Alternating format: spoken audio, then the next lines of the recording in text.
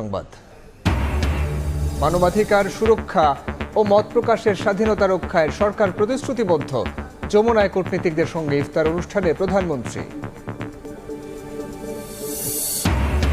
মন্ত্রী, প্রতিমন্ত্রী ও এমপিদের নিয়ে বিএনপির কর্মশালা উদ্বোধন প্রধানমন্ত্রীর। বিরোধী দলকে ডেপুটি স্পিকার পদের প্রস্তাব গ্রহণের আহ্বান স্বরাষ্ট্রমন্ত্রীর। সাবেক দুই উপদেষ্টার বিরুদ্ধে ইলেকশন ইঞ্জিনিয়ারিংয়ের অভিযোগ জামায়াতের। রাজধানীতে বিক্ষোভ, অপরাধ করলে ছাড় না দেওয়ার হুঁশিয়ারি বিরোধী দলীয় নেতার।